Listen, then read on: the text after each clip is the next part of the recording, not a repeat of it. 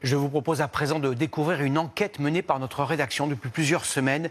Elle concerne des photos et des vidéos de femmes dans leur intimité. Ces images circulent sans leur consentement sur des groupes de discussion qui rassemblent parfois plus de 100 000 personnes. Regardez le reportage des équipes de Top Info sur ce phénomène très inquiétant. Esther Lefebvre, Mathis Fleuret et Guillaume Chiez. Elle a accepté de témoigner pour que d'autres ne subissent pas le même sort. 2 années de harcèlement qui démarrent alors qu'elle n'a que 16 ans. J'étais avec mon nouveau copain, du coup. On reçoit un appel de sa mère qui nous dit qu'elle m'a vue nue sur des plateformes.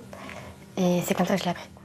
Des images intimes filmées par son ex-copain qui n'en finissent plus de circuler encore aujourd'hui sur les réseaux sociaux.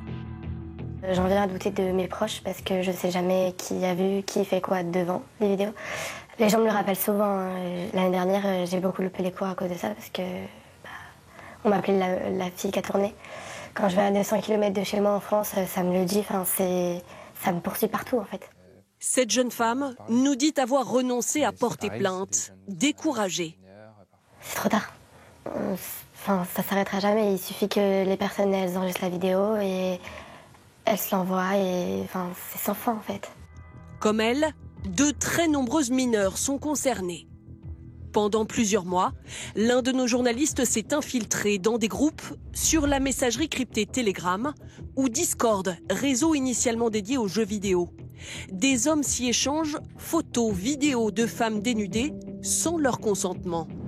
Dans certains groupes, des dizaines de milliers de membres et jusqu'à plus de 100 000.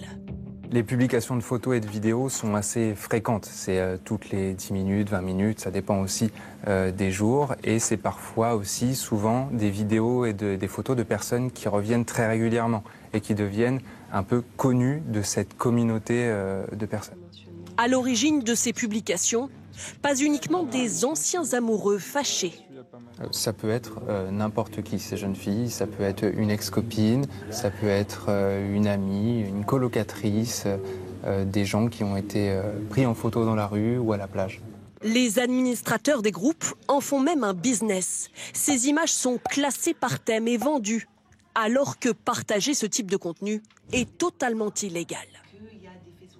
Les personnes qui rediffusent un contenu d'image à caractère pornographique ne sont pas à l'abri, au même titre que l'auteur. La nuance sera sur le caractère volontaire de l'atteinte, mais ce sont des comportements qui sont réprimés pénalement.